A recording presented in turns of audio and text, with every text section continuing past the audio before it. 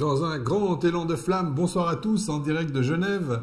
J'ai le plaisir de vous saluer pour cette émission Planète Homéo qui a ce soir pour sujet d'explorer les connaissances de Sylvie Simon. Et bonsoir Sylvie. Bonsoir Edouard. Je vais être obligé dans un premier temps de céder au rituel des présentations. Pour ceux qui ne me connaissent pas encore, je suis le docteur Broussalian, j'exerce à Genève, je suis médecin homéopathe. J'ai commencé à étudier l'homéopathie, je devais avoir une quinzaine d'années. J'ai fait mes études de médecine pour devenir homéopathe. Et depuis maintenant une bonne quinzaine ou presque vingtaine d'années, je tente de diffuser l'homéopathie qu'on pourrait qualifier de véritable dans la mesure où aujourd'hui l'homéopathie est surtout connue sous ses formes de distorsion en tout genre qui la discréditent. Et c'est pour cela notamment que ce site Planète Homéo a été créé déjà dès 1996 et qu'aujourd'hui il est devenu la première communauté de langue française qui réunit toutes les personnes qui sont intéressées avec l'homéopathie. À ceci, j'ajoute que j'anime depuis la rentrée le premier cours par Internet qui est dédié à une étude approfondie de l'homéopathie basée sur les ouvrages de base qui ont été légués, si je peux dire, par Samuel Hahnemann, le fondateur de l'homéopathie. Et c'est donc fort d'une centaine de mes étudiants qui doivent être là-bas à l'autre bout aussi, que je salue particulièrement, que j'ai le plaisir de m'adresser à vous. Je vais brièvement présenter notre Sylvie nationale, j'ai failli dire internationale. C'est beaucoup dire. Qui est tellement connue que c'est délicat de la présenter. Qu'est-ce qu'on peut dire sur elle, sinon qu'elle est une de nos grandes combattantes dans le milieu notamment de la santé et aussi de l'écologie. Elle a écrit tellement de livres qu'on ne peut même plus les présenter tous. Il y en a au moins 36, je crois, 36, oui. Carrément. Et on va avoir un plaisir d'échanger tous les deux et de pouvoir normalement aussi répondre à vos questions en direct. On va se faire plaisir. Nous avons créé, grâce à cette chaîne de web télévision, enfin le premier organe qui est totalement indépendant financièrement, animé que par des passionnés et j'allais dire finalement des combattants que nous sommes dans le domaine de la santé, pour essayer de changer cette médecine et de faire en sorte qu'on puisse dire maintenant stop. Alors, nous avons le privilège ce soir, je crois, Sylvie, de pouvoir présenter le dernier de votre création, voilà, le dernier d'Alier, qui vient de sortir, et on va pouvoir envisager un petit peu de parler déjà là-dessus. Vous avez là le titre, c'est Ordre et désordre, et je peux vous dire que le bouquin fait très mal. Sylvie, cette fois-ci, attaque un sujet à peu près tabou avec le Conseil de l'Ordre notamment, et on va pouvoir se faire plaisir. Qu'est-ce qu'il y a de beau là-dedans, Sylvie? Parce que il y a un truc que moi je trouve terrible chaque fois que je lis vos bouquins, c'est que je trouve que vous avez un point commun entre les avions et les bateaux, c'est qu'il faut avoir normalement un sac pour vomir, parce qu'on apprend tellement de choses révoltantes que personnellement j'ai l'estomac qui fait quick à chaque fois. Non, mais justement, il faut pas vomir, il faut se dire qu'il faut simplement changer le système parce qu'on ne peut pas rester avec ce système-là. Si on continue comme ça, d'abord, on va bousiller l'humanité.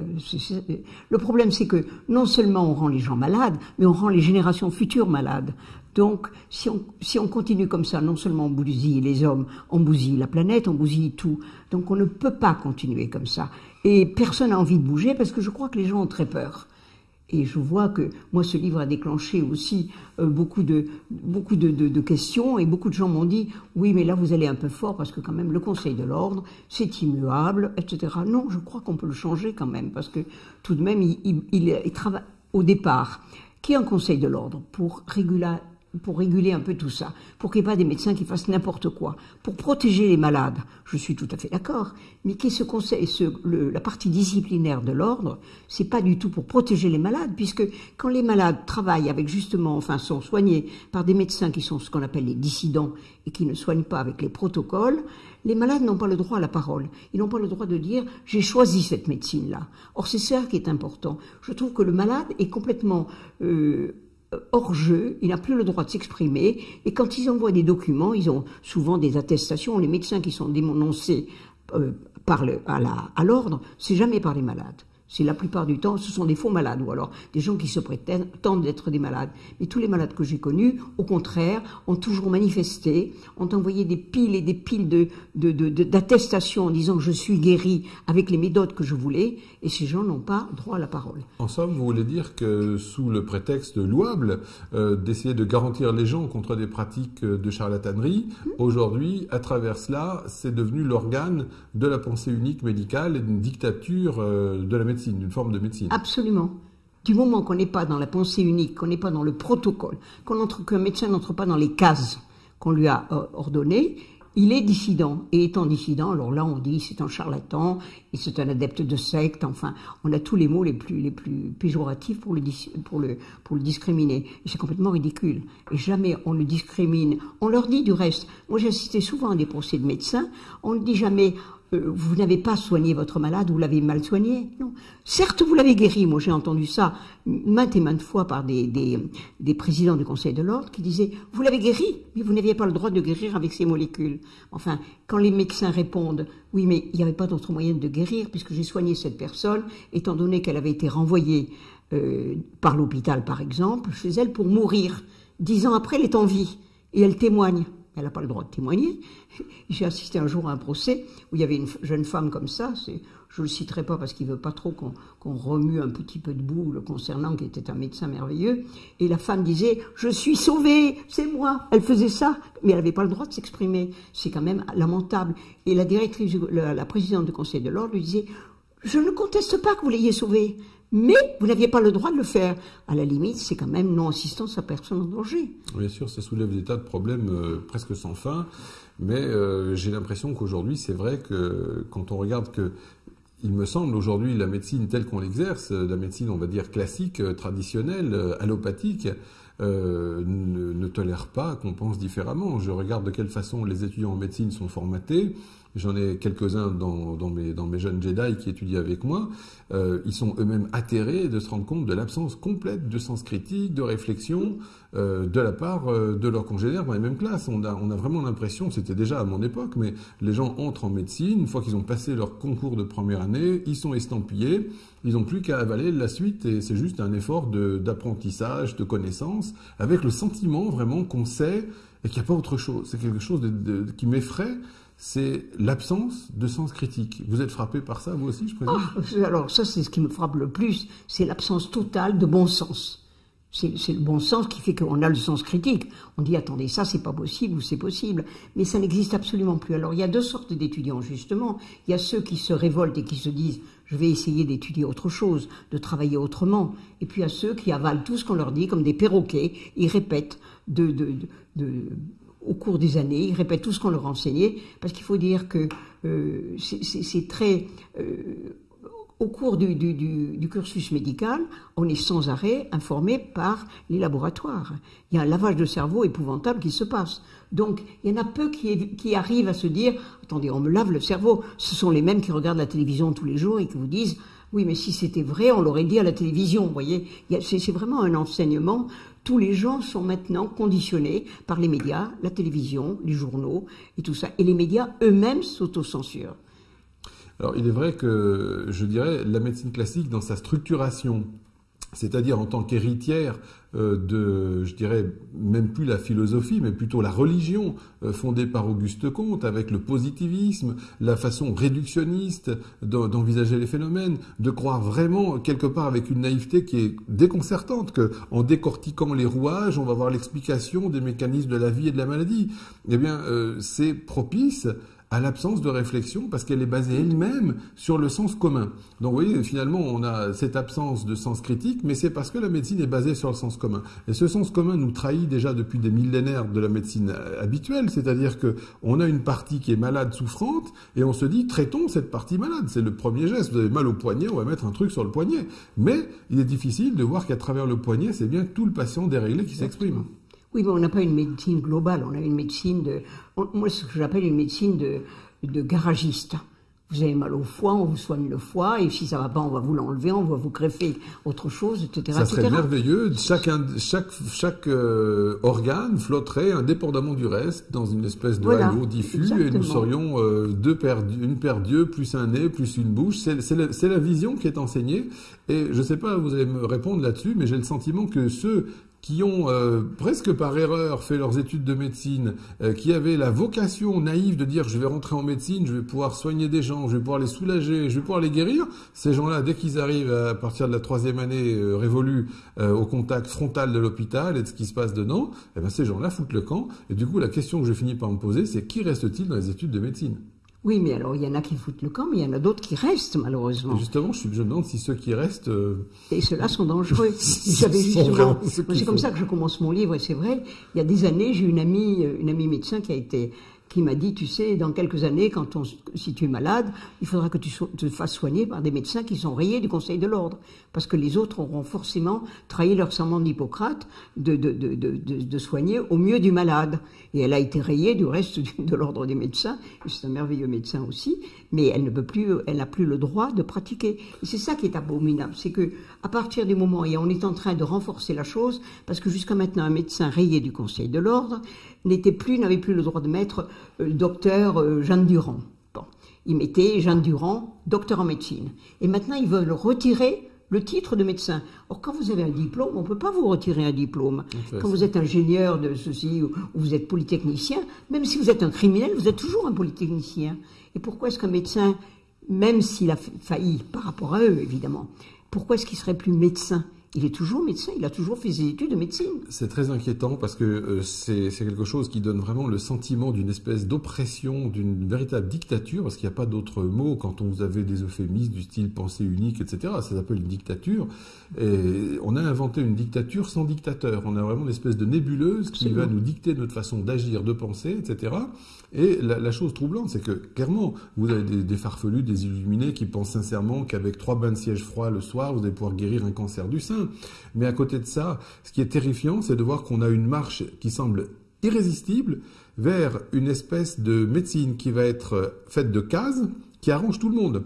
Vous allez avoir telle pathologie avec le numéro tartempion de la pathologie, qui va être référencée par le système de sécurité sociale, qui vous remboursera les soins qui correspondent à ceux de la case, les assureurs eux-mêmes étant d'accord. Vous avez une vision qui est complètement folle d'une sorte d'échiquier dans lequel le patient va être transformé. Et du coup, on va imposer cette vision. Et du coup, à travers le livre, la question qui va se poser, c'est que ceux qui veulent dire « Non, il y en a marre, on ne peut plus soigner les gens comme ça ». Alors, qu'est-ce qu'on va faire de ces gens-là? On va les interdire, on va leur empêcher de pratiquer, on va dire « Ils sont dans une secte, ce sont des illuminés ». C'est ce qu'on fait pour l'instant, on essaie de les empêcher de pratiquer. Parce que s'ils ne soignent pas suivant le protocole et suivant les autorisations de mise sur le marché, et on sait ce que ça vaut, puisqu'il y a des centaines de médicaments qui sont retirés chaque année. Et chaque année, on vous dit, ça a été expertisé par les plus grands experts du monde, il est évident qu'il n'y aura jamais de problème. Alors ça m'avait frappé, par exemple, chaque fois qu'on trouve un médicament ou un vaccin, là j'anticipe en parlant des vaccinations, mais on vous dit, c'est merveilleux, c'est extraordinaire, c'est fabuleux, on ne peut pas trouver mieux. Et puis quelques années après, il y a une nouvelle molécule qui arrive, qui est beaucoup plus performante et sans effet secondaire, ce qui prouve qu'il y avait eu des effets secondaires. Et c'est sans arrêt, oui, c'était bien, mais maintenant c'est mieux. Et comme disait Coluche, plus blanc que blanc, c'est quoi? On a vraiment une médecine aujourd'hui, pour moi, l'industrie qui génère cette médecine, et cette médecine semble être juste le bras de distribution des derniers dragées, des piqûres et autres traitements à la mode. C'est quelque chose que je crois pouvoir intituler maintenant une industrie du crime. Parce qu'il n'y a pas d'autre façon de le désigner, je suis désolé, sous des prétextes philanthropiques ou de soulagement des souffrances d'autrui, paraît-il, on a des gens qui vont mettre sur le marché, et vous admirez le terme quand même, mettre sur le marché, quoi. Hein. C'est-à-dire que ça peut être ma voisine qui a fabriqué des carottes, elle va les mettre sur le marché, mais ils vont mettre sur le marché des médicaments, et ces médicaments, d'emblée, personne qui est doué de raison peut douter qu'à la seconde même où ces médicaments sortent, on sait déjà qu'ils sont toxiques et qu'ils vont avoir des effets pervers. Et donc la règle du jeu semble être de masquer ça le plus possible, de le vanter par tout un système de marketing, et là encore qui est une autre forme de lavage de cerveau, l'exploiter à fond pour rentrer les milliards si on peut le faire, et ensuite on passe au suivant. Voilà. Et chaque fois on trouve comme quand un médicament est réputé ne pas être bon pour telle maladie, on lui trouve une autre pathologie qui correspond encore mieux. Donc on le fait jusqu'au bout, on l'use jusqu'au bout le médicament. Et alors là-dedans, dans votre nouveau livre, quel est du coup, à travers ce qu'on vient de dire, ce que vous reprochez le plus au Conseil de l'Ordre? Qu'est-ce qui fait que le Conseil de l'Ordre finit par avoir cette attitude néfaste, si j'ai bien compris? Il est complètement infiltré par les laboratoires. C'est ça la vérité. C'est que les laboratoires sont partout. Et j'en ai parlé un jour avec un médecin, je lui ai dit, mais en vérité, vous êtes en train de dire que c'est pas vous au ministère qui commandez, que vous êtes à la solde des CNAM, etc. Les CNAM vous disent, ah ben c'est pas nous, c'est le ministère. Le ministère vous dit, c'est l'AFSAP. En vérité, tout ça, c'est mené par les laboratoires. Du reste, maintenant, d'abord, les médecins ne sont plus devenus... Il n'y a plus beaucoup de vrais médecins qui ont le temps d'écouter les malades et autres, puisque, de toute façon, vous êtes obligé d'aller très vite. et de voir un malade quelques minutes, etc. Comment voulez-vous avoir déjà l'expérience de ce malade et savoir pourquoi il est malade? Autrefois, il y avait des médecins de famille qui connaissaient les familles, qui allaient voir, qui connaissaient, qui savaient qu'un enfant qui avait la tuberculose n'était pas le même qu'un autre qui avait la tuberculose parce qu'il était dans une famille de gens qui crevaient de faim ou qui n'avaient pas d'hygiène, etc. C'est terminé ça maintenant. On ne connaît pas les patients. Du reste, on les appelle maintenant les clients. J'ai remarqué, beaucoup de médecins parlent des clients. Donc, des amateurs, des consommateurs de médicaments. Donc, c'est le médicament qui est roi. Et je trouve que la plupart des médecins maintenant, la médecine classique, et ce sont des vendeurs de médicaments.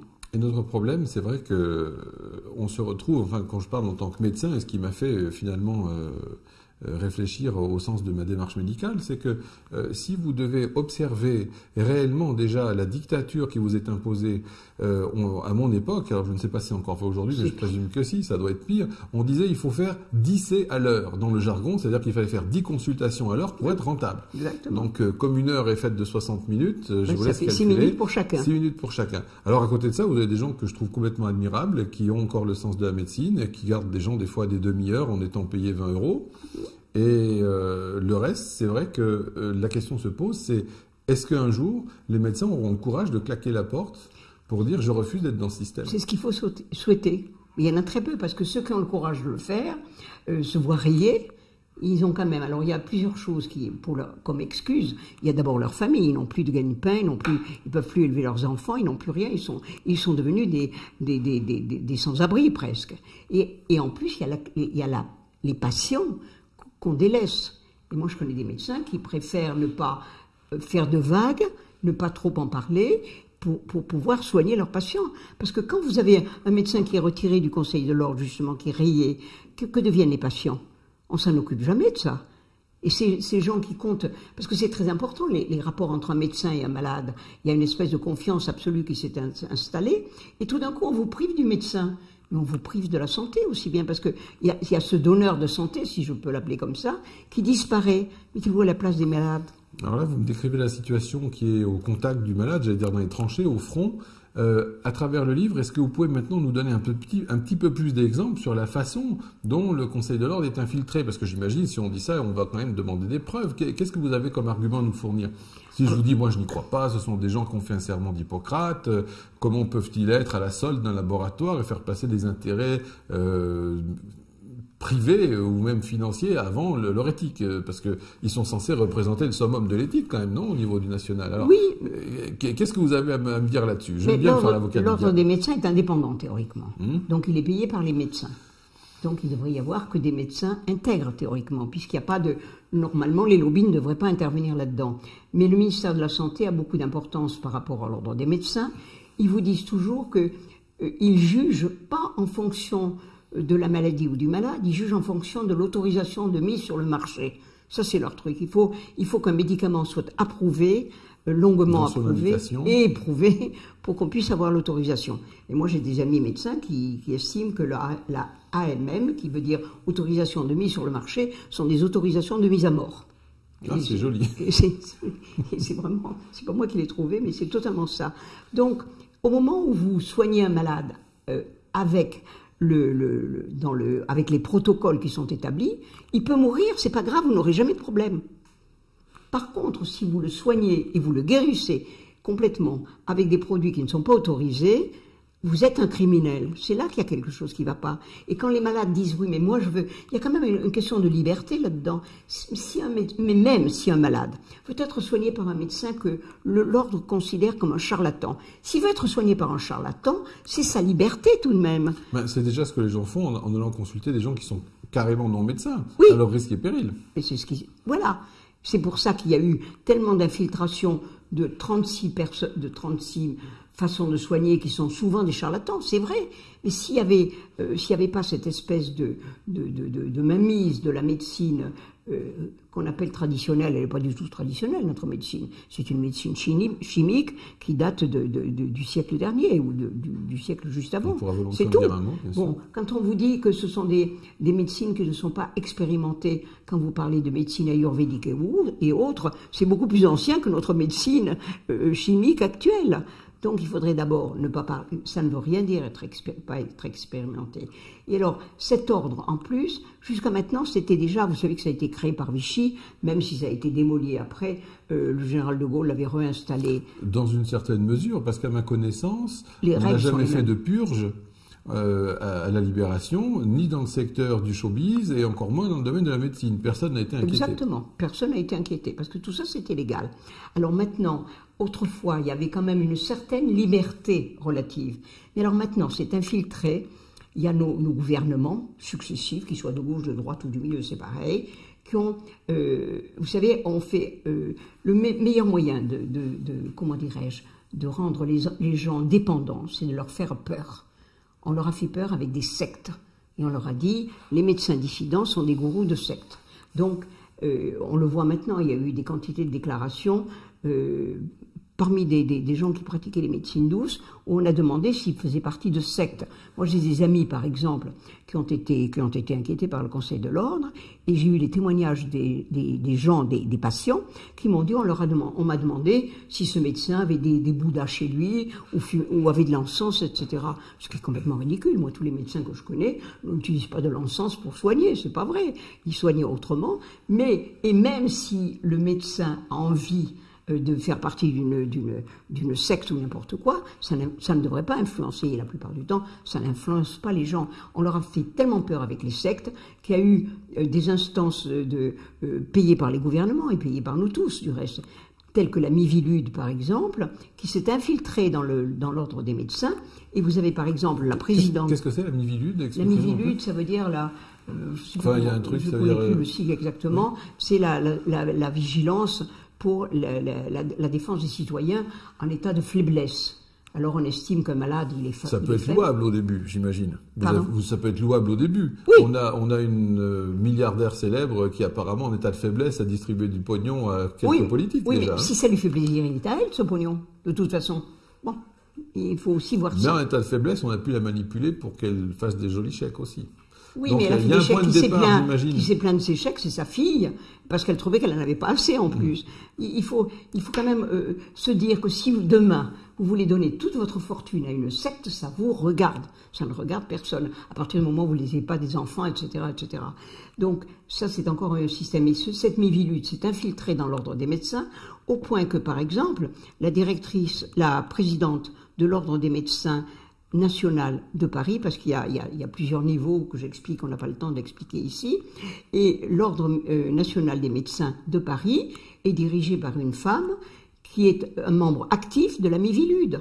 Comment voulez-vous qu'elle soit indépendante?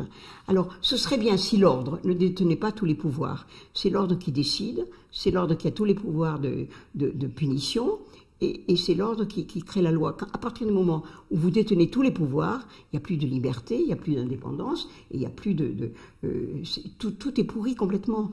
Et on est arrivé à pourrir complètement le système, au point que, je vous prends un exemple, il y a des manifestations qui se passent comme ça dans des endroits en France, où il y a des quantités de gens qui pratiquent des médecines dites douces.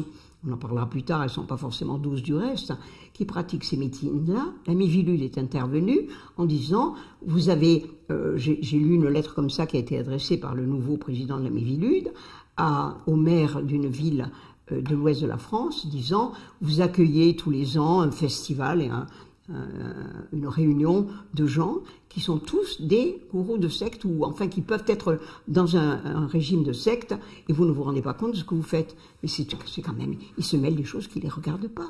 Si les gens veulent écouter quelqu'un qui va leur parler d'autres médecines, je ne vois pas comment ils n'ont pas le droit de le faire. C'est vraiment, c'est une dictature. Hein. C'est quelque chose de très habile, parce que c'est vrai qu'on dit qu'un bon mensonge doit être basé au moins sur un élément de vérité. Et vous voyez de quelle façon c'est facile de travestir, là encore, Absolument. Sous l'optique de pour votre sécurité, n'est-ce pas? Qu'est-ce qu'on nous fait faire sous ce câble, hein? Pour votre sécurité, il faut acheter un machin. Pour votre sécurité, il faut mettre une caméra ici. Pour votre sécurité ici, c'est facile à faire. Leur grosse défense, c'est, oui, mais on prend des malades qui sont en état d'infériorité et on leur enlève une chance de guérir par la médecine classique, enfin, c'est-à-dire la médecine allopathique. La médecine autoproclamée scientifique. Autoproclamée, exactement. Eh bien, quelle est la chance d'enlever, puisqu'on sait que, par exemple, officiellement, et ça a été publié, c'est pas moi qui le dis, il y a entre 2 et 2,2% de cancers qui sont vraiment soignés et guéris complètement. Donc, quelle est la chance qu'on leur fait perdre? Parce qu'il y a quand même beaucoup d'autres médecines qui peuvent soigner de cette façon-là et autrement. Et même si la personne avait envie de se suicider en se soignant autrement, c'est quand même la liberté, ça, parce qu'on ne porte pas tort aux autres. La liberté s'arrête quand on porte tort aux autres. On ne porte pas tort aux autres en se soignant comme ça. Et si on veut se suicider, on a le droit de se suicider. C'est très inquiétant parce qu'on vit une société qui est en train de nous retirer nos droits élémentaires sous prétexte de sécurité, de plus en plus. On a vraiment quelque chose de très inquiétant. Et ce qui est frappant, c'est de voir que la plupart de nos concitoyens préfèrent l'anesthésie tranquille, du petit train-train. Il y a je ne sais plus quel auteur qui avait fait une très belle poésie. Il disait quand ils sont venus chercher les communistes, j'ai pas bougé, j'étais pas communiste. Quand ils sont venus chercher, c'est quoi la suite, enfin, et ainsi de suite. Et puis après, quand ils sont venus me chercher, il n'y a plus personne pour me défendre. Exactement. Et on va en être là. Donc il faut arrêter d'abord les querelles de clocher. Il faudrait essayer que toutes les médecines autres s'accordent pour ne pas se tirer dans les pattes. Et alors il y a quand même une chose, c'est que on est en ce moment dans une période où on vous dit comment dirais-je, il y a une liberté. On a maintenant la médecine, le médecin a remplacé le confesseur et a remplacé la religion. Puisqu'on est les religions, vous savez bien que maintenant on est dans un pays. Vite fait, hein, il y a 6 minutes de la confesse. Hein. Oui. Bon, maintenant on est dans un régime où on vous dit on est dans un pays de liberté totale, un pays dit athée, c'est-à-dire que ça ne veut pas dire qu'on ne croit pas en quoi que ce soit, mais on a le droit d'être complètement négatif en tout, ou ne pas croire, ou être de 36 religions différentes. Or, l'allopathie est devenue la religion d'État maintenant, puisque l'État est en train de nous dire qu'il vaut mieux avoir des minarets, je ne fais pas du tout de racisme ni quoi que ce soit, il vaut mieux avoir des minarets que des églises ou au contraire. Pourquoi est-ce qu'on n'admet pas qu'il y ait d'autres médecines que la médecine allopathique? Alors, il faudrait d'abord... C'est un très joli point. C'est un très joli point. Et oui, et c'est totalement ça, puisqu'on prône la liberté de penser, la liberté de religion. Prônons la liberté de se soigner autrement. Et il faut s'arrêter de dire que les médecines telles que l'allopathie, que l'homéopathie, que l'ostéopathie, toutes ces médecines sont des médecines complémentaires. Ce sont des médecines à part entière. Moi, je me bats pour qu'on reconnaisse les médecines comme étant pas des médecines pour des médecines douces, justement, ça n'est pas vrai. Parce que ce sont des médecines qui peuvent tuer aussi bien si elles ne sont pas bien pratiquées. Alors ça, c'est quelque chose qui est notre cheval de bataille, hein, sur Planète Homéo, bien sûr, puisque nous nous battons tous les jours et chaque jour plus nombreux pour essayer d'expliquer aux patients, les premiers, et puis j'espère ensuite aux médecins qu'on demande, et qui sont vraiment les bienvenus, de dire venez apprendre, venez changer, mon Dieu. C'est quand même quelque chose d'impressionnant, parce que quand vous avez, je ne sais pas, n'importe quel professionnel, prenons un garagiste, et vous lui dites, on a la manière de te faire gagner 50% de temps pour changer les pneus, le type va dire, ah, qu'est-ce que c'est, fais voir. Et là, les médecins, on a vraiment l'impression qu'ils sont englués dans une espèce de pensée qui est absolument inamovible, intangible. Ça rappelle ces épicycles de Ptolémée, il n'y a rien qui peut bouger, rien qui peut changer, c'est établi, paf, c'est immobile. Et c'est vrai que ce changement, on va être obligé de le promouvoir parce qu'on n'est en rien une médecine complémentaire, mais je le dis tout haut pour prévenir les gens, pour qu'ils ne soient pas surpris dans les années qui viendront, c'est que nous sommes en train d'essayer de faire la révolution dans la médecine, spécialement en réalité, pour être précis, la révolution dans la branche thérapeutique de la médecine, parce que, évidemment, nous ne remettons pas en cause les données de l'anatomie, de la physiologie, de la pathologie. Nous sommes là pour changer enfin la thérapeutique. On a fait des révolutions, on a guillotiné des malheureux, on les a flingués, on les a torturés. Le seul endroit où rien n'a changé, c'est dans la vision médicale, de la façon dont il faut traiter, qui reste basée sur ce vieux sens commun qui vous fait dire encore aujourd'hui le soleil se lève. Il a fallu combien de millénaires pour dire non, attendez, il y a un petit problème, on dirait vraiment que c'est le soleil qui se lève, mais en fait c'est juste la Terre qui tourne. Et de la même façon aujourd'hui en médecine, il va falloir que tous nos confrères changent de paradigme pour qu'ils arrivent à comprendre que non, ce n'est pas la partie malade, mais la partie malade ne fait que représenter la totalité du patient qui est déréglée. Et donc nous, homéopathes, et ceux qui sont avec nous ce soir et qui ne sont pas encore allés visiter le forum, ce que je leur invite à faire, bien sûr, eh bien, l'idée, c'est aller voir la déclaration des principes homéopathiques que nous avons reprise d'un très grand médecin homéopathe qui s'appelait Lippe, Et cette déclaration des principes permet de cerner clairement quels sont les principes de base qui permettent de faire une seule et véritable claire homéopathie. Parce que là encore, nous revendiquons haut et fort notre filiation, 1, médicale, bien sûr, et 2, scientifique, c'est-à-dire que si nous devons faire la révolution dans la médecine, ce n'est pas pour la remplacer par quelque chose de vague, de fumeux, d'aléatoire. Justement, dans une médecine qui ne connaît ni règles, ni lois, ni principes, qui est juste basé sur la façon de distribuer le maximum de drogue en un minimum de temps, sur des données qui sont toutes falsifiées par les laboratoires, parce qu'il y a quand même un gouffre entre la recherche de la vérité et la recherche du profit. Eh bien, nous, les homéopathes, nous avons enfin de quoi proposer des principes et des règles qui sont déduits de l'observation. Parce que ce qui est quand même troublant, c'est que la médecine, encore une autre exception, contrairement à toutes les autres branches de la science, qui sont justement basées sur l'observation des phénomènes pour essayer de déduire les lois qui régissent ces phénomènes, la médecine, non. La médecine détermine qu'elle a décidé entre ophtalmologues de traiter tel morceau, on se réunit une fois par an entre ophtalmologues, on décide qu'on fait tous comme ça. Alors, avantage, c'est que du coup, vous êtes dédouané de vos responsabilités, puisque c'est pas vous, c'est le protocole. Donc, si quelque chose tourne mal, c'est pas de votre faute. Nous, on a décidé, écoutez, on avait fait comme ça le protocole. Et alors, ce qui est admirable, encore toujours allant dans cette pensée unique, qui est encore, j'ai vraiment l'impression, un avatar de ces doctrines matérialistes qui ont fait tant de millions de morts au XXe siècle, vous avez une médecine qui va se baser sur des protocoles.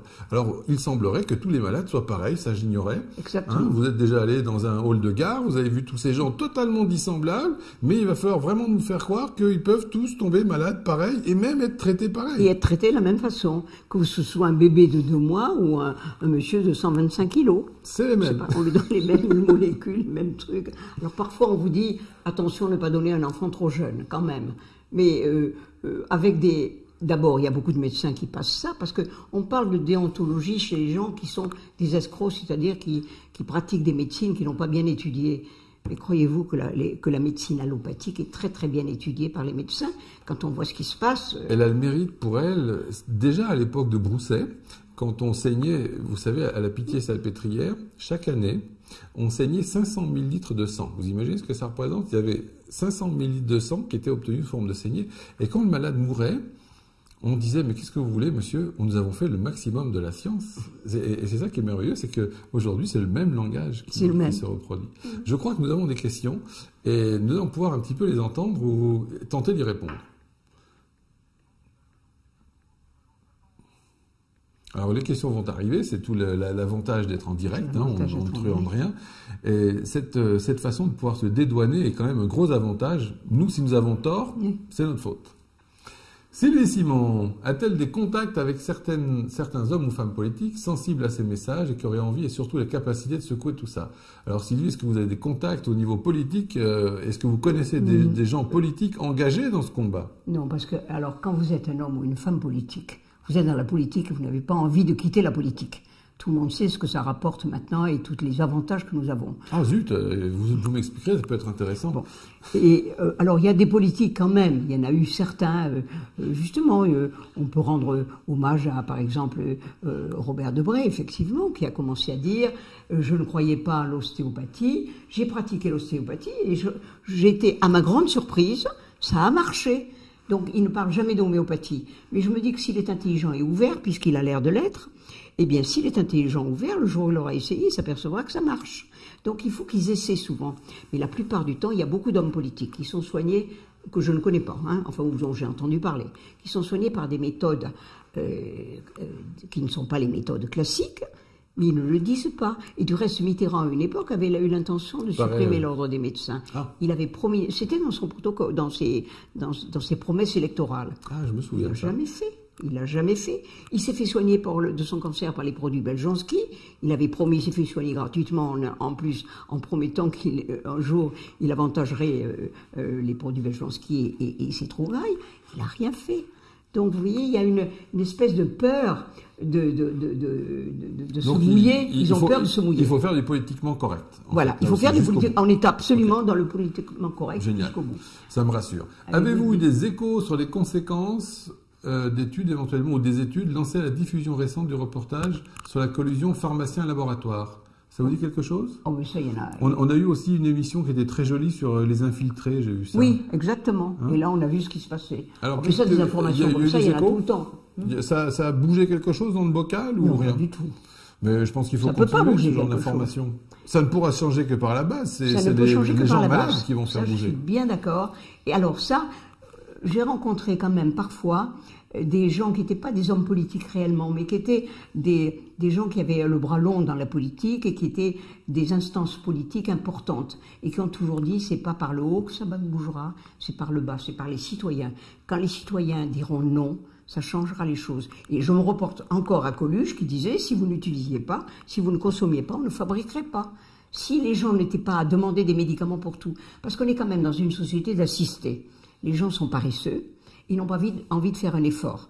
Donc, on leur dit, il va y avoir une petite pilule, qu'elle soit chimique, pas chimique ou pas, Magique. qui va vous rendre, du jour au lendemain, vous serez en pleine forme. Les gens préfèrent prendre une pilule que faire attention à ce qu'ils mangent, faire attention à ce qu'ils pensent même, parce que même la pensée est polluante. On est en pleine pollution, et on vous explique qu'avec une petite pilule, ça va aller mieux. C'est pas vrai. On ne peut pas les blâmer, c'est le penchant habituel de l'être humain. C'est très difficile de comprendre que il faut faire des sacrifices et travailler et s'améliorer. Il est préférable d'aller dans le sens de la pente, toujours. Nous avons encore des questions, je crois. Ah, quelqu'un a lu votre dernier livre. Vous allez très fort, mais je crains hélas que vous soyez taxé encore de fanatique, peut-être comme moi, parce que les gens ont de la peine à faire la différence entre rigoureux et fanatique aussi. Oui, moi je suis pas du tout fanatique. Ils sont tellement immobilistes. Par ailleurs, vous allez très fort, je voudrais savoir si vous avez une réaction. Ah, est-ce qu'il y a eu des réactions de l'ordre? Peut-être pas encore. Aucune, non. Aucune. Non. Moi, je pense qu'ils ont trouvé qu'ils voulaient peut-être... Il peut pas y en avoir, parce que tout ce qu'on dit, tout ce que je dis là-dedans est répertorié, référencé. Ce sont des propos qui ont été repris, qui sont officiels. Je vois pas pourquoi ils peuvent m'attaquer. Je n'ai rien inventé. Il n'y a rien inventé. Absolument rien. Ça, on n'a aucun doute là-dessus. Non, moi, j'aimerais bien qu'ils en parlent un peu. Ça ferait vendre mon livre très bien. Alors, quand on nous demande, est-ce que la dictature est la même dans les autres pays d'Europe, je pense qu'on peut même dire... Non, pas du tout. La pensée médicale, oui, mais l'instauration de l'ordre, c'est pas pareil. Il n'y a que la France, visiblement, c'est le seul modèle. Il y a des ordres des médecins dans d'autres pays, mais ils n'ont pas le pouvoir, le pouvoir de sanction. D'autres juges et partis. C'est là que c'est différent. Alors, si un médecin dérape, il va devant un tribunal, mais pas le tribunal de l'ordre. Parce que les juges de l'ordre ne sont pas des juges, ne sont pas des avocats, ne sont pas des gens qui connaissent la loi. Ils votent suivant, vous avez donné des molécules qui n'étaient pas autorisées, donc automatiquement vous êtes sanctionné. Et vous n'avez aucun recours. Alors, vous allez après, une fois que vous êtes passé au régional, vous allez au national, mais on entérine chaque fois la chose, et après vous n'avez que le Conseil d'État pour vous aider. Et comme au Conseil d'État, il y a beaucoup de gens qui font partie de l'ordre des médecins, et réciproquement, il est évident que tout ça c'est une salade, on va pas désavouer les gens qui font partie. C'est terrible, c'est absolument terrible. Nous avons encore un petit bout de question, je crois. Comment expliquer que la seule juridiction d'exception soit celle de l'ordre des médecins en France ? Alors, comment ça s'explique? Il y a aussi l'ordre des pharmaciens, je crois, mais il n'est pas. Je crois que c'est l'ordre des médecins le plus terrible. Hein. C'est l'ordre des médecins le plus. Et l'explication de pourquoi ça continue d'exister ou pourquoi ça a existé historiquement, ça a au départ, ça a été créé pour le gouvernement de Vichy, parce qu'il y avait un numerus clausus des médecins juifs. Et au départ, c'était pour qu'il n'y en ait pas plus que 2% ou je ne sais pas quoi. Et puis, on a continué, ça a duré. Pour garantir la pureté de la médecine. Exactement. Et du reste, ça a servi après pour la délation, pour embarquer des médecins qui étaient juifs, etc., etc. Et puis, on a trouvé que le système fonctionnait tellement bien, qu'il y avait tellement la délation qui marchait bien en France. Ça a toujours bien marché, on le sait. Quand on voit ce qui s'est passé à l'époque de Vichy, c'était les gens se dénoncer les uns les autres. Et alors maintenant, la Miviludes et l'ordre des médecins demandent aux médecins de dénoncer leurs collègues qui ne sont pas politiquement corrects. Et si c'est pas Vichy, c'est quoi? Moi-même, je me sens pas très politiquement correct. Justement, moi, je trouve pas que je sois, contrairement à ce que dit ce monsieur, effectivement, je suis pas dur envers eux. Je pourrais être beaucoup plus dur que ça, parce que et surtout ils méritent. Les malades, parce qu'en attendant, les malades, qui va les secourir? Quand est-ce qu'on va les aider? Alors, l'intérêt du malade n'a aucun intérêt, parce que si vraiment le Conseil de l'ordre et la Miviludes, enfin le Conseil de l'ordre peut-être moins, mais la Miviludes est là pour aider les gens qui sont en état de dépendance, d'infériorité et tout. Pourquoi est-ce qu'ils ne poursuivent pas les pédophiles, hein? Voulez-vous me dire pourquoi? Très intéressant. C'est le meilleur moyen parce qu'on s'attaque à des enfants qui sont sans défense et personne n'est là pour les défendre. Donc il ne faut pas dire qu'ils sont là pour défendre les gens incapables de se défendre, c'est pas vrai, c'est simplement parce ils veulent la mainmise sur tout. Je pense qu'on a affaire à des fanatiques, là c'est le fanatisme là-dedans. Eh bien, vous voyez que Sylvie Simon frappe fort. Nous avons encore une question. J'ai lu le dernier livre, tac, ça m'a révolté, mais également découragé. Mais je pense qu'il ne faut pas être découragé. Non. Je viens de terminer mes études de médecine et j'espère que nous avons une étudiante peut-être à nous et d'homéopathie. Je me demande comment je vais pouvoir pratiquer. Eh bien, pour pratiquer en France, vous êtes un petit peu mal, ma petite Mimi, si je peux vous répondre déjà comme ça. C'est-à-dire que soit vous faites le médecin qu'on attend d'être, c'est-à-dire finalement quelque part de plus en plus le larbin de la Sécu, soit vous êtes mal. Mais je pense que Sylvie va vous répondre mieux encore sur la façon d'être dans l'ordre ou pas. C'est ça la question. Est-ce qu'il est possible de nous la repasser? Est-ce que vous avez des conseils pour pratiquer en France? Qu'est-ce que vous diriez à cette jeune dame? Moi, je pense qu'il va y avoir une ouverture obligatoire. Pour la raison que d'abord, il va y avoir, je crois qu'il y a 120 000 médecins pour l'instant, ou enfin il y avait, et maintenant on sait que d'ici quelques années, il va y avoir 40 000 médecins en France. Donc il faudra peut-être s'arrêter d'encombrer les cabinets médicaux avec j'ai un bouton sur la fesse, mon fils a un petit peu d'eczéma, etc., etc. Enfin, ou encore il a de la fièvre, parce qu'un fils ne peut plus avoir de fièvre. Voilà, on va voir le médecin, dès qu'on fait un petit bruit de travers, on va voir un médecin. Déjà, avant d'aller voir un médecin, il faudrait attendre de voir si le mal de tête que vous avez... Dernièrement, je voyais à la télévision, et c'est typique ça, on voyait des gens en train de s'empiffrer, mangeant n'importe quoi, etc. Et maintenant, on nous dit, si vous êtes obèse, on va trouver un vaccin contre l'obésité. Et alors, sur cette espèce de petit film qui a tourné sur Internet, on voyait à la fin, voilà à quoi ça nous arrive. Et alors, on voyait le chirurgien en train d'ouvrir le ventre de la personne, et tout tombé, et tout partait. Donc, il faut arrêter justement ce genre de choses, arrêter de nous dire, on mange trop, on va inventer un vaccin contre la faim, on va inventer un vaccin contre l'envie de fumer. Enfin, et la volonté des gens, ça ne joue pas, et on va pas inventer des vaccins contre tout. Donc les gens vont être obligés de ne plus voir autant de médecins, et ces médecins seront obligés d'être beaucoup plus capables qu'autrefois. Moi, je suis pleine d'espoir, au contraire. Je trouve que dans les jeunes... Dieu sait on espère que vous aurez raison. J'espère. Mais je pense, parce que je suis en rapport avec beaucoup de jeunes médecins qui viennent de sortir alors il y a les imbéciles qui vous disent « Ah non, moi je veux pas savoir, on m'a appris ça à l'école et maintenant je tiens à l'école de médecine, je continue mon discours. » Il y a beaucoup de jeunes qui sont révoltés contre ça. Et parmi les infirmières aussi, hein, il n'y a pas que les médecins. Beaucoup d'infirmières ont l'esprit plus ouvert, elles ont été moins formatées. Voilà, et ça vraiment, ils en ont assez de voir comment on traite les malades, comment on traite toutes ces choses-là et comment on pratique la médecine actuellement. Donc ces jeunes vont un jour...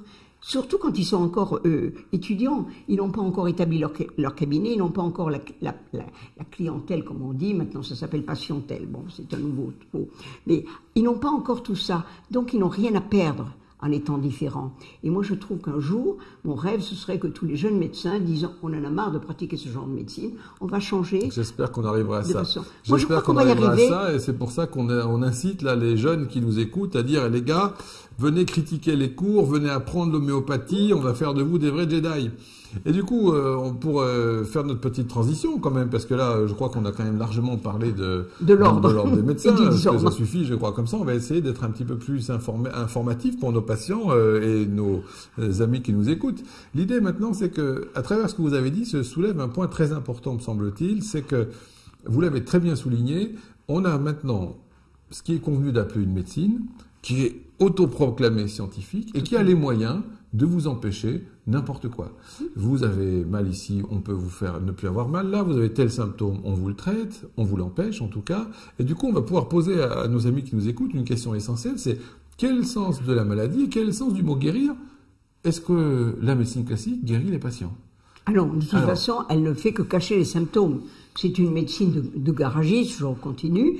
Vous avez mal Alors, c'est pas du tout une médecine du tout, parce que on soigne l'homme comme s'il était une machine, comme on disait tout à l'heure, et ça revient sans arrêt sur le tapis. Moi, je trouve que l'homme est un tout, Et on ne peut pas soigner vous le savez très bien, en homéopathie par exemple, quelqu'un a mal au pied, vous vous dites c'est parce qu'il a un autre problème ailleurs, etc., etc. Tout correspond en médecine classique. Maintenant, avec les spécialisations, il n'y a plus ça. Vous allez voir des spécialistes. Vous dites au spécialiste, j'ai mal au foie, il ne réalise pas, il ne va pas chercher que si vous avez mal au foie parce que vous avez des problèmes, des quantités de problèmes, vous êtes en colère ou je ne sais pas quoi, il y a des quantités de choses comme ça qui ne viennent pas à l'idée des spécialistes. C'est pour ça que je trouve qu'un bon médecin devrait être un spécialiste de tout presque, excepté, alors ça ce sont les seuls progrès de la médecine que je reconnais qui sont remarquables, c'est la chirurgie. Ce n'est pas de la thérapeutique. Enfin, c'est la technologie. Voilà, c'est la thérapeutique médicale que nous blâmons, mais évidemment, tout l'aspect chirurgical et qui est soutenu par des progrès technologiques fabuleux. Parce qu'il y a des imbéciles qui me disent parfois, mais si un jour vous cassiez la jambe, vous irez à l'hôpital pour la faire réparer. Pas, ce n'est pas avec un médicament qu'on va remettre la jambe à sa place. Voilà, exactement. Ça, il faut quand même reconnaître ça, mais c'est tout. Et pour le reste, il y a cette espèce de spécialisation, et comme vous disiez, justement, les cases dans lesquelles on entre. Alors le problème pour eux, c'est quand vous n'êtes dans aucune case. Et ça, c'est ce qui arrive de plus en plus fréquemment. Parce qu'à force d'avoir tellement traité et inondé les gens de drogue dans tous les sens, les pathologies elles-mêmes deviennent floues. On n'a plus réellement des diagnostics clairs. Exactement. C'était très très intéressant. Alors du coup, je rebondis un peu pour livrer à nos spectateurs quand même une vision un peu structurée que permet l'homéopathie sur cette notion. Est-ce qu'on a rétabli la santé ou pas ? On peut, pour ça, répondre de façon à prendre un petit exemple. Vous avez des choses qui sont hyper courantes, comme des femmes qui font des cystites à répétition. Je vous parie ce que vous voulez, que là, on en a au moins une dizaine derrière. Et ces femmes, on va leur proposer quoi comme traitement en médecine classique ? Eh bien, ça va être qu'on va incriminer un germe, la plupart du temps le même, petit Escherichia coli, qui est tellement vilain qu'il vient se mettre dans votre vessie, madame, et qui va vous provoquer tous ces symptômes désagréables. Alors, il faut frapper l'Escherichia coli. Alors, bien sûr, vous vous rendez compte, là encore, de la sottise de l'approche, puisqu'on a une bébête qu'il faut extirper et exterminer. Et vous voyez que là encore, c'est la même arrière-pensée, plus ou moins paranoïde, qui va chasser le juif, chasser le germe, chasser l'intrus, chasser la chose dérangeante qui, elle, est capable de vous rendre malade. Alors que, bien sûr, toute l'industrie s'est engagée dans cette brèche, puisqu'on avait quelque chose à se mettre sous les yeux, on pouvait le frapper, le détruire, le faire chauffer, le faire brûler, tout ce que vous voulez. En tout cas, on va proposer à cette femme quoi ? Des antibiotiques, bien sûr, et fort probablement, la première crise sera passée à coup d'antibiotiques, elle va en faire une deuxième, une troisième, une énième, et la réponse sera, vous vous souvenez de ce gag de Coluche avec la milice qui passe 4 par 4, armée jusqu'aux dents, prête à bondir ? On va en proposer toujours plus. Ok. On va arriver même, j'ai vu des patientes arriver comme ça, avec des fois 3 mois d'antibiotiques, sans discontinuer, pour être sûr d'avoir enfin désinfecté cette misérable vessie qui résiste.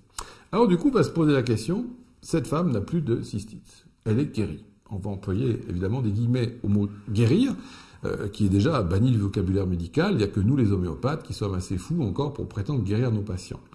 Et la question, c'est que ce symptôme qui n'est plus là, est-ce que c'est parce que la patiente a eu réellement un progrès dans son état de santé et que la cystite n'a plus lieu d'être ? Ou est-ce qu'en fait, la cystite n'a plus lieu d'être parce qu'à force de drogage, on a tellement altéré son niveau de santé qu'elle ne peut plus être en état de faire les cystites. Voilà la question qui est intéressante. Elle ne manifeste plus la maladie. Elle ne manifeste plus ses symptômes. À partir de là, l'homéopathie nous explique par un modèle très intéressant qui s'appelle les niveaux de santé, le fait que nous avons, pour vivre, un système de défense qui nous protège et qui régule notre interaction avec l'environnement. Bien sûr, on en connaît des facettes sous la forme de l'immunité, mais je préfère parler du système de défense parce que tout le malheur de la médecine classique, c'est qu'elle n'est pas capable d'expliquer le phénomène qui est que la pathologie va passer d'un organe à l'autre. Et du coup, aux yeux de la médecine classique, ça n'existe pas, alors qu'il suffit juste de prendre n'importe quel malade, de voir ses antécédents, et de voir que jadis, il avait de l'eczéma, qu'il n'en a plus eu. Après, il a fait des problèmes asthmatiques qu'on a traités, qui ont fini par disparaître. Ensuite, il a fait des problèmes auto-humains qui ont eu de la peine à disparaître, et après, ce patient a été déprimé. Alors qu'est-ce qui se passe ? C'est qu'en fait, le système de défense va provoquer des symptômes, et c'est là aussi le grand malentendu avec la médecine classique, c'est que le symptôme, l'homéopathie, en fait, nous apprend que le symptôme est le meilleur compromis que l'organisme trouve pour empêcher la maladie de continuer de progresser vers l'intérieur qu'il faut préserver. Et donc la médecine classique qui s'acharne à empêcher les symptômes, en réalité, ne vise qu'à finalement perturber la réponse du système de défense. Et du coup, pour reprendre l'exemple de cette malheureuse avec ses cystites à répétition, quand on a arrosé d'antibiothérapie ainsi, le système de défense est tellement perturbé qu'il ne peut plus maintenir sur le plan de cette muqueuse de la vessie les symptômes et qu'il va être obligé de se replier vers un front qui sera moins avantageux. Et vous êtes bien entendu tout à fait assuré que cette patiente, à la place de ces cystites, va nous faire des manifestations plus graves qui pourront, selon le caractère héréditaire, être par exemple des phénomènes digestifs plus profonds, des phénomènes articulaires, ou éventuellement carrément des symptômes qui vont être du domaine de l'émotionnel et du mental, c'est-à-dire que le système de défense, et ça se comprend, c'est une question aussi de potentiel d'énergie, c'est trop long à expliquer ici, mais vous comprenez intuitivement que si c'est possible, il faut sauvegarder tout l'aspect mental pour que l'esprit continue de fonctionner, il faut sauvegarder ensuite l'aspect émotionnel pour ne pas être déprimé, triste ou suicidaire. C'est chaud. Voilà. Et l'idée, c'est que malheureusement, la médecine classique, comme vous le voyez, remplace une pathologie toujours par une autre plus profonde. Et ça, c'est quelque chose de vraiment terrible. Oui, oui, parce que c'est la course sans fin. C'est la course sans fin. Enfin, la fin, on la voit de plus en plus, parce qu'après, on a de plus en plus de gens déprimés. Et une fois qu'ils ne sont plus déprimés, eh ben, ils finissent par être déments. Exactement. Et du reste, étant donné les sommes énormes qu'on dépense pour soigner les gens, que la sécurité sociale dépense, on devrait être de plus en plus en bonne santé. Et plus on va, plus on est mal. Donc, dans n'importe quelle industrie, le patron d'une usine comme ça vous dirait, attendez, on a tout faux, on repart zéro. Mais là, on continue. Chaque fois, effectivement, d'une pathologie pas très grave, on va à une pathologie beaucoup plus grave, etc., etc. Et maintenant, c'est pour ça, du reste, que, par exemple, même les antibiotiques n'agissent plus du tout, parce que, à force d'abuser de tout, il arrivera un moment où on ne pourra plus soigner les gens. Ça devient très inquiétant. On va avoir des pathologies avec des germes qui sont multirésistants, et qui sont déjà multirésistants. J'en parlais avec des médecins en réanimation, c'est très inquiétant. Oui, oui, tout à fait. Tout à fait. Et on ne se rend pas compte que c'est nous qui sommes en train de tuer le système.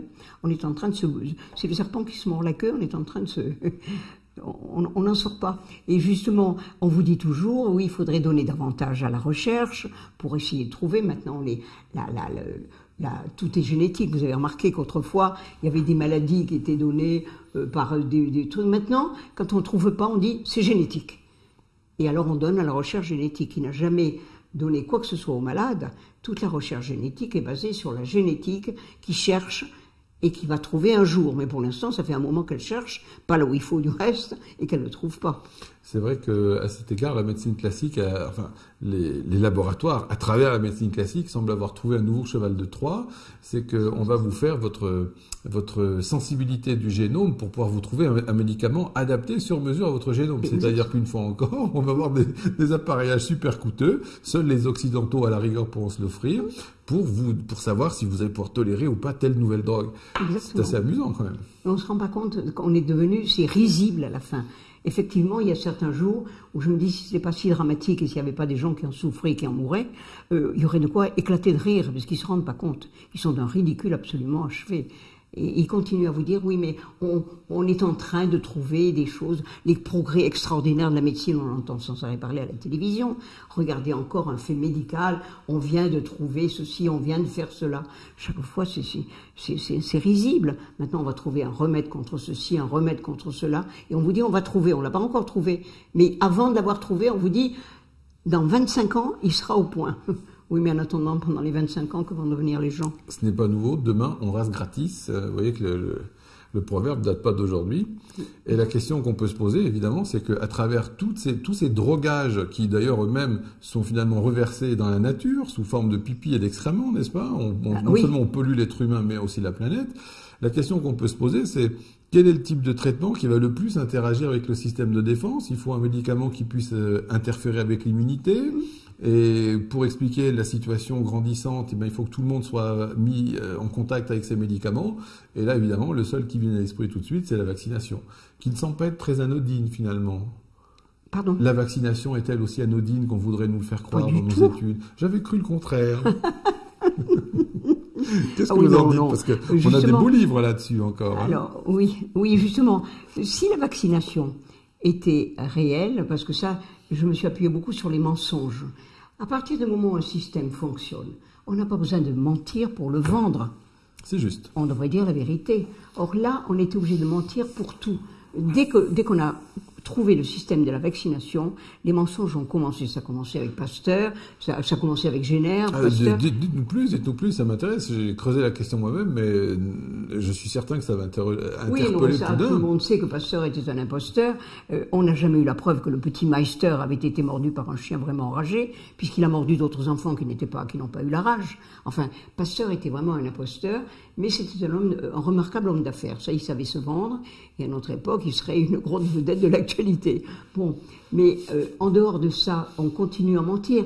Moi, j'ai rencontré, par exemple, des gens qui étaient dans les systèmes médicaux, qui m'ont dit, oui, mais regardez, je vous montre un croquis, vous voyez, vous avez telle maladie, vous avez une courbe, il y a telle maladie, on a donné le vaccin, et regardez la courbe descendante. Je leur dis, oui, mais alors, contrairement à vous, moi j'ai le croquis antérieur à ça. C'est-à-dire qu'au lieu de commencer en 1980, quand vous avez commencé à installer la vaccination, moi j'ai je vous montre les chutes des maladies infectieuses bien avant la vaccination. Ah, mais vous avez vu ça où? Je lui dis, bah écoutez, si moi je l'ai eu, vous devriez l'avoir.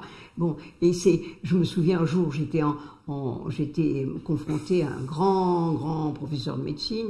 Du reste, j'attends toujours de voir un petit professeur, j'ai toujours vu que des grands professeurs, qui m'a dit, oui, mais enfin, vous comprenez, il faut dire une chose, autrefois on mourait dans la rue, on mourait de la peste, on mourait du choléra, grâce à ça, les vaccins sont arrivés, il n'y en a plus eu. Je dis, comment, effectivement, on mourait de la peste et du choléra, mais il n'y a jamais eu de vaccin contre la peste, et la peste a disparu toute seule.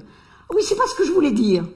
Mais il avait dit ça, et c'est quand même un grand professeur qui était en plus un membre important de Pasteur. Et le pire, c'est que ce que vous dites là, il suffit d'aller sur le site officiel de l'OMS qui nous donne les statistiques de mortalité, des pathologies. C'est au vu et au sud, tout le monde. Il suffit juste de ressortir. Vous n'avez rien inventé encore. Les gens ne le regardent pas. Les gens ne le regardent pas. Ils veulent pas le voir. On préfère se faire pré-mâcher une information avec le bout de courbe pour dire, regardez, là on commence et pouf, ça tombe, mais on n'a pas le reste. Oui. Je me suis toujours demandé s'il l'avait et qu'il le cachait ou si vraiment il l'avait pas. Je pense qu'il l'avait pas, parce que j'ai entendu tellement d'âneries de la part de professeurs de médecine, Côté et autres, je me dis quand même, c'est pas possible qu'ils aient su et qu'ils sortent des âneries pareilles. Ou alors vraiment prendre les gens pour des idiots. Moi je pense que c'est eux qui sont complètement ignorants. Les statistiques, pour ceux qui nous écoutent, se trouvent à quel endroit? Vous pouvez nous redire les sources? C'est à l'OMS, il me semble. Ah ben il y a l'OMS, mais il y a des quantités de... Par exemple pour les vaccins, il y a l'OMS qui... Pour les mortalités des pathologies, oui. Ça se trouve où ça? Ah oui, on les trouve à l'OMS. Bon, pour les pathologies anciennes, oui. C'est à l'OMS qui recense tout ça. Mais du reste, par exemple, l'OMS a bien déclaré que la variole n'avait pas été vaincue par les vaccins, qu'au départ, quand on a fait les campagnes de vaccination contre la variole, il y a eu des flambées de variole. Et ce n'est que par l'isolement des malades et autres, et on continue à vous dire, c'est grâce à la vaccination qu'on a vaincu la variole, ce qui n'est pas vrai. Je leur dis, regardez les trucs de l'OMS. Oh, mais non, j'y crois pas. Je dis, ben allez voir. Ils ne veulent pas voir. Alors, est-ce que c'est parce qu'ils sont paresseux? Parce qu'ils se disent qu'ils vont avoir tort, donc ils ne veulent pas avoir tort. Vous savez, je ne veux pas me tromper. Les gens ne veulent pas admettre. Il n'y a que les imbéciles qui ne se trompent pas. Hein. Tous ces gens-là vous disent, je ne peux pas me tromper. Donc à partir du moment où ils se disent, c'est comme ça et c'est pas autrement, ils ont déclaré que c'était comme ça, ils ne vont pas aller vérifier les sources. Moi, ils me demandent, très souvent, j'ai eu des médecins, de mauvaise foi, évidemment, qui m'ont dit, mais où avez-vous trouvé ces sources? Moi, je les ai trouvées nulle part. Je leur donne l'adresse et tout. La plupart du temps, ils vous disent, oh, j'ai pas eu le temps d'y aller. Malheureusement, ils n'ont pas envie de savoir, je crois qu'ils n'ont pas envie de savoir, parce que c'est se mettre en échec et admettre qu'on s'est trompé. Or, je trouve que tout homme intelligent doit admettre que tout le monde peut se tromper, que l'homme est faillible, et arrêtons de dire qu'on sait tout, c'est pas vrai. Moi, j'ai appris que reconnaître nos échecs, c'est nous grandir. Voilà. C'est clair. Et à cet égard, ça pose un problème de toute la société, c'est-à-dire qu'on a quand même la fierté d'avoir des hommes comme Descartes qui ont été quand même des références à penser. Bon, il y a eu des choses complètement folles en dissociant le côté matériel de l'esprit, bien sûr, mais quand même, Descartes définit le sujet pensant comme le seul apte à se faire son expérience et il est placé au centre de la scène. Or, toute la médecine, tous les médecins aujourd'hui ne font que lire leur dernière publication, soi-disant indépendante, toutes émanant des laboratoires. Mais qui est payée par les médecins, genre le quotidien du médecin, qui reçoivent gratuitement. Et c'est pas un journal d'information, le quotidien du médecin. C'est vraiment une vitrine des laboratoires, c'est tout. Donc, je me mets à la place du médecin qui a une journée où il a vu justement 10 patients en 1 heure de temps. Bon, il est évident que quand il arrive chez lui, il prend le quotidien, il le lit, et il voit enfin, tant d'accidents, la rougeole est en augmentation, il y a des épidémies en ce moment de ceci et de cela, mais c'est tout, il ne retient que ça. Il ne va pas chercher plus loin. Il y a peu de médecins qui recherchent plus loin. Ça nécessite un travail personnel, ça nécessite un engagement et c'est difficile. Oui, mais ils vous disent qu'avec tout le travail qu'ils font, ils n'ont pas le temps en plus de chercher la vérité. Ils prennent la vérité qu'on leur a donnée. Et c'est la vérité de tout le monde et qui n'est pas une vérité du tout. Et à force d'avoir rabâché des choses qui sont fausses, vous savez bien, c'était le chef de la, comment s'appelle-t-il, de la propagande nazie qui disait, vous répétez une vérité une fois, c'est un mensonge, deux fois, enfin, un mensonge une fois, c'est un mensonge, deux fois, c'est un mensonge, vous le répétez 1000 fois, ça commence à devenir une vérité, 10 000 fois, alors là, c'est un dogme qui est inébranlable. On est dans le dogme. Et quand on parle des vaccinations, on est dans le dogme. C'est une chose qu'on n'a pas le droit d'attaquer. Oui, parce qu'on dit majeur et vacciné. Majeur et vacciné. Ça veut dire vous savez tout. C'est passé et justement, dans mon premier bouquin, qui n'était pas sur les vaccins, qui était sur les dérives de notre, ça s'appelait la dictature médico-scientifique, donc la dictature de tout ce système médico et scientifique et autres. Je me souviens, il a été publié chez Philippe Aki, et le directeur de Match m'a dit, oh là là, votre livre est formidable, je vais en faire le document du jour. Il a reçu le livre, il l'a lu, il me dit, ah oui, non, mais là, vous attaquez au vaccin. Alors là, il fallait pas. On ne peut pas toucher à ça. Donc je peux pas faire le dossier sur votre livre parce que vraiment, non, ça, c'est trop. C'est trop. On ne peut pas s'attaquer au vaccin. C'est là que je me suis dit, bon, puisqu'il ne peut pas s'attaquer au vaccin, je vais m'attaquer au vaccin. Alors, c'est grâce à vous que moi, issu de la faculté de médecine de Grenoble, j'ai découvert que les vaccins avaient des problèmes. Nous, on ne nous a jamais enseigné ça, jamais. Je suis sorti de la fac. Vous avez eu droit à combien d'heures sur les vaccins, cours sur les vaccins? Rien. Même pas une demi-journée? Non, il y avait le calendrier, tac, tac, tac. Enfin, je ne sais pas si les jeunes étudiants qui nous entendent peuvent nous donner l'état de l'art actuel, mais on n'a eu aucune discussion. On fait les vaccins parce qu'il y a un programme de vaccins. Ces soldats allemands ne pensent pas, le Führer pense pour toi. Décidément, on a nos références. Vous n'avez rien enseigné sur les vaccins? Rien. Alors, moi, la seule façon que j'ai eue d'apprendre qu'est-ce que c'était qu'il y avait dans un vaccin, quels étaient les problèmes imputables au vaccin, leur toxicité éventuelle, c'est dans vos bouquins.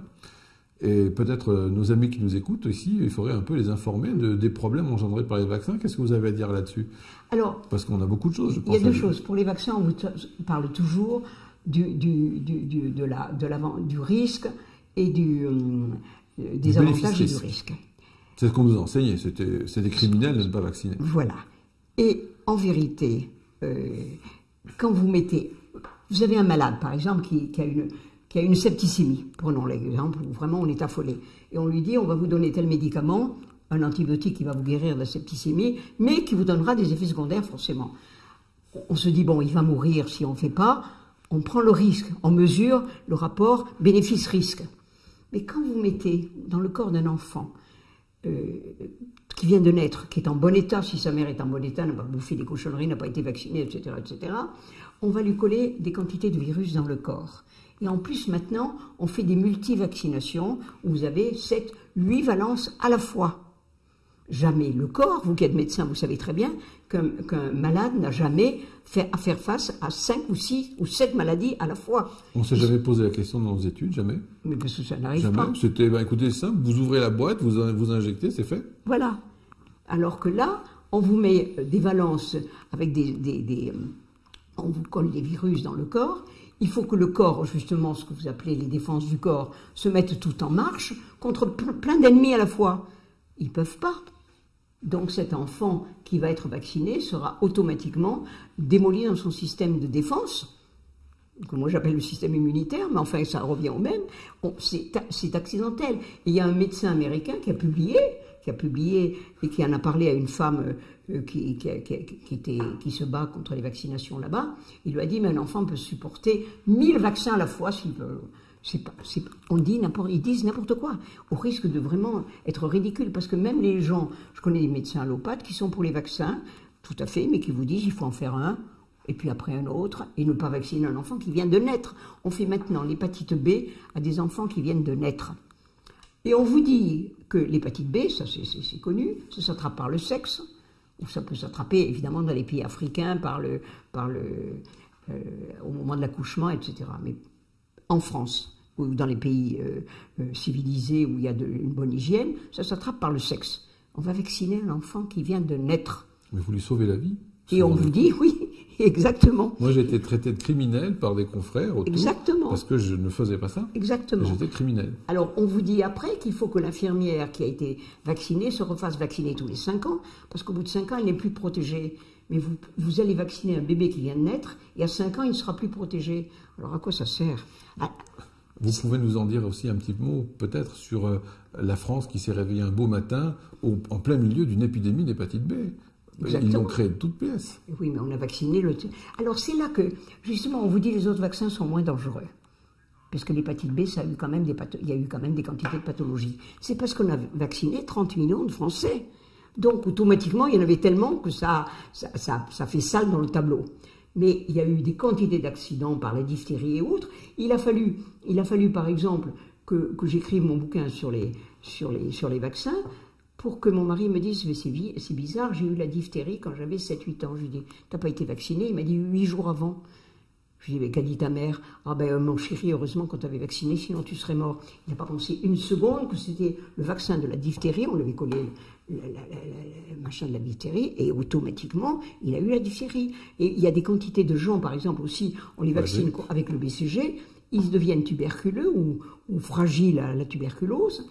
Et après, on vous dit, oui, mais ça n'a aucun rapport avec le vaccin. Mais si, avant, il n'était pas malade. Alors c'est clair, toutes ces vaccinations, dans mon esprit, ça s'apparente juste à une seule chose, c'est un viol immunitaire. C'est un viol. Avec la symbolique de la seringue en plus qui va avec, c'est juste terrifiant. Je crois que nous avons une question d'un de nos auditeurs. Sylvie, c'est à travers un de vos livres que j'ai appris que dans le tétanos, la maladie n'est pas immunisante. Ça, oui. C'est-à-dire qu'on peut le choper autant de fois qu'on veut. C'est donc incompréhensible qu'on inocule ce vaccin à toute la population française. Pouvez-vous nous en dire 2 mots tous les 2? Allez, Sylvie, qu'est-ce que vous avez à dire sur la vaccination anti-tétanique? D'abord, il y a une ignorance crasse parmi les médecins. Moi le premier, parce que j'ai tout appris dans vos bouquins. Ah bon, merci, mais j'aurais pas pensé. Mais d'abord, effectivement, j'ai entendu quelqu'un de très important au ministère de la Santé dire: si on arrête la vaccination contre le tétanos, je n'ai pas envie d'avoir une épidémie de tétanos sur les bras. Attendez, il n'y a pas d'épidémie de tétanos, puisque c'est une maladie, c'est pas une maladie infectieuse. Si vous avez fait votre... Là, vous n'aviez pas besoin de moi pour vous dire que c'était dangereux. Automatiquement, on ne peut pas avoir une épidémie de tétanos. Le tétanos n'est pas une maladie infectieuse. Ensuite, le tétanos n'est pas immunisant, c'est vrai, on le sait, puisqu'on vous dit, vous avez été vacciné contre le tétanos, vous avez un accident, on vous refait une injection. Donc ça prouve qu'il n'y croit pas. Mais si la maladie n'est pas immunisante, pourquoi est-ce que le vaccin le serait? Moi, c'est le bon sens toujours. Moi, je ne raisonne pas en médecin, je n'ai pas fait d'études médicales, mais à force d'être sur le tapis, je me pose des questions de bon sens. Comme je n'ai pas été vacciné, médicalisé, etc., j'ai gardé mon bon sens. Et c'est à la portée de tout le monde d'avoir du bon sens, de réfléchir. Bon, il faut oser réfléchir. Alors il y a l'argument suprême, parce que je joue le rôle quand même un petit peu de l'avocat du diable, l'argument suprême qui vous dit, mais regardez, les personnes âgées, ce sont elles qui font du tétanos, elles bricolent dans leur jardin, et comme elles sont en dehors de la couverture vaccinale, vu qu'elles ne sont pas fait vacciner depuis des années, on a l'explication de cette pathologie qui survient chez les personnes âgées. Qu'est-ce qu'on a à répondre à cet argument-là? C'est vrai que beaucoup de gens âgés, d'abord, le tétanos, il y en a 20 par an en France, faut pas exagérer, c'est pas... Et en plus, on peut guérir du tétanos. Parce que, je me souviens, il y a le professeur, le docteur Neveu et le professeur, je sais plus son nom maintenant, j'ai un petit trou, qui avaient découvert que le chlorure de magnésium soignait très très bien le tétanos. Bon, ils ont fait une publication qu'ils ont voulu faire paraître à l'Académie de médecine, et le président de l'Académie leur a dit textuellement, j'ai cité dans un de mes livres la lettre qu'ils ont reçue, le professeur Neveu, je ne sais plus son nom, l'autre. Nous ne pouvons accepter de publier votre publication à l'Académie de médecine, car si on le faisait, ça nuirait aux vaccinations. Et l'intérêt général est de vacciner. Ça veut dire quoi? Est-ce que ça pouvait vraiment fonctionner? Parce que l'étude n'a été faite qu'une seule fois. Et on a des contrôles de ce qui a été dit pour le chlorure? Ah oui, ça avait été fait. Bah, évidemment, c'est pas en buvant un petit morceau, un petit verre de chlorure de magnésium que ça se passe. Il faut faire des piqûres. Enfin, il y a tout un protocole. Mais ils ont découvert que ça pouvait se défaire. Et alors, pour en revenir aux gens âgés, les gens âgés ont souvent des problèmes circulatoires. Ils ont des plaies qui ne se soignent pas bien. Ils font pas attention. Et le virus, la bactérie du tétanos est anaérobie. Donc il suffit de la mettre à l'air pour qu'il meure. Or, les gens qui ont une plaie, au lieu d'ouvrir la plaie davantage et la faire saigner, ferment et font des compresses et des médicaments et mettent des produits dessus. Alors évidemment, ça s'infecte et là, ils peuvent avoir le tétanos. Mais d'abord, c'est très rarissime. Moi, je ne suis pas vacciné contre le tétanos. Mais toujours sur l'argument du vaccin, ça n'enlève rien au fait qu'ils devraient être protégés s'ils avaient fait le rappel à temps, on pourrait dire ça alors. Mais pas du tout, parce qu'il y a eu, dans l'armée américaine, je crois que c'était, et ça ce sont des publications qui sont officielles, il y a eu, pendant la guerre, je crois qu'il y a eu, je ne sais plus combien de cas de tétanos, très peu du reste, hein, par rapport, et pourtant dans la guerre, on sait que quand on est blessé, on traîne sur des routes où il y avait des chevaux autrefois. Bon. Eh bien, il y a eu autant de tétanos chez les gens vaccinés que les gens pas vaccinés. C'est le gros. Alors, on vous montre les gens vaccinés qui n'ont pas eu le tétanos, on ne vous montre pas les gens non vaccinés qui n'ont pas eu le tétanos. C'est toujours pareil. On ne nous montre pas les gens qui font de la grippe et qui ont été vaccinés aussi, et qui font souvent les pires grippes. Exactement, exactement. Alors, à cet égard, d'ailleurs, je voudrais souligner une chose, c'est que peut-être on a des confrères qui nous écoutent et qui vont avoir la même expérience que moi. Si vous avez le malheur d'essayer de déclarer une complication vaccinale chez quelqu'un, c'est un marathon. La première chose qu'on vous dit, non, c'est pas possible. Non, ça n'a rien à voir. Et à ce jour, je n'y suis pas arrivé. Déjà, ça n'a rien à voir. Hein? Déjà, pour que le médecin qui a fait le vaccin le déclare, ça veut dire je suis un peu responsable. Donc, on essaie de ne pas établir le rapport. On ne favorise pas ça, c'est sûr. Si la personne se plaint et dépose une plainte, on lui dit oui, mais prouvez, alors ça c'est important, prouvez que c'est le vaccin qui l'a fait. Moi, je trouve que c'est au marchand de vaccins de prouver que son vaccin n'est pas nuisible. Pour l'instant, il n'y a pas l'inversion de la preuve. Et ça, c'est une chose qu'il faudrait réclamer à tout prix. Prouver, il faut que le laboratoire prouve que son médicament ou son vaccin, c'est toujours la même chose, n'est pas nocif. Et ça n'existe pas dans ce sens-là. On comprend dans ces conditions que c'est facile de nous faire un bénéfice-risque, un rapport bénéfice-risque qui est évidemment nettement faussé. C'est ce qui se passait pour le Mediator et pour bien d'autres choses, et maintenant pour la pilule, je ne sais pas quoi. Il a fallu qu'il y ait beaucoup de morts pour que tout d'un coup, on prenne conscience en se disant oui, mais ça c'est un peu embêtant. Mais tant qu'il n'y avait pas beaucoup de morts, on n'a pas bougé. Donc ce qui prouve que tout est pipé dès le départ. C'est clair. Churchill disait, moi, les statistiques, j'y crois que quand je les ai personnellement trafiquées, bien sûr. Exactement. On a une question, je crois. J'ai entendu dire, mon grand-père est mort de la polio, je suis obligé de faire vacciner mes enfants. Alors, qu'est-ce que ça veut dire, ça? Mon grand-père est mort de la polio, donc moi, il faut que je les fasse vacciner. Je ne sais pas quel âge avait Autrefois, il y avait très peu de polio. Et il y a eu des polios, beaucoup, parce que on a d'abord, parce qu'il y a des modes en médecine. Hein. À une époque, on a enlevé les végétations à tout le monde et les amygdales à tout le monde. Dans les années 60, c'était la mode, les ORL vivaient de ça. Oui, mais si on vous disait, ça sert à rien. Si on a été créé avec ça, c'est que ça sert à quelque chose. Moi, c'est toujours mon truc. S'il fallait, si justement les humains devaient être vaccinés, ils naîtraient déjà vaccinés. Et c'est la même chose pour ces trucs-là. Donc, on a fait beaucoup de piqûres et on a remarqué que beaucoup de polio arrivaient à l'endroit des vaccinations. Et alors, en plus, on n'avait pas les défenses du corps parce que le virus de la polio pénétrait immédiatement dans le corps et puis avait un tropisme toujours cérébral et ça vous paralysait. Alors, les polios, il y en a beaucoup, beaucoup moins déjà, mais on fait des campagnes de polio en Afrique et en Inde en quantité industrielle. Et effectivement, pour avoir la polio, pour faire l'appellation de la maladie, la polio, il faut que ce soit un virus sauvage. C'est le virus sauvage qui donnait la polio. Et moi, je me souviens, quand j'ai sorti mon premier bouquin, en 1996, sur ces sujets-là, je me souviens avoir reçu un email d'un ami qui est à Pasteur, et qui m'a envoyé un truc qu'il venait de recevoir à Pasteur, pour dire que les quelques polios qu'il y avait aux États-Unis étaient toutes des virus vaccinaux. Donc, il y a vraiment, on vous donne le virus. Donc, à partir du moment où on vaccine contre la polio, on envoie de la polio aux gens. On leur met le virus à l'intérieur du corps. Bon, ces gens vont faire leur saleté, surtout dans les pays pauvres. On va faire les saletés, on va répandre toutes ces choses-là, le virus de la polio. Les gens vont aller... Mais ça, c'est vrai, ça reste vrai ce que vous dites avec un virus qui est un fragment, ou vous parlez du virus vivant? Alors, il y a des virus vivants. Parce qu'on a arrêté de faire le virus vivant déjà. Non, pas du tout. Il y a toujours un virus. En Afrique et en Inde, ce sont des virus violents, des virus vivants atténués. Mais comme le disait un jour un chercheur Lise Terry, elle disait, ils sont atténués par la grâce du hasard. Bon, oui. À quel point est-ce qu'ils sont au courant qu'ils sont atténués? Voilà.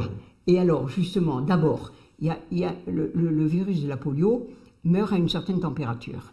Or, nous avons pris l'habitude de couper la température, d'empêcher les gens d'avoir de la température.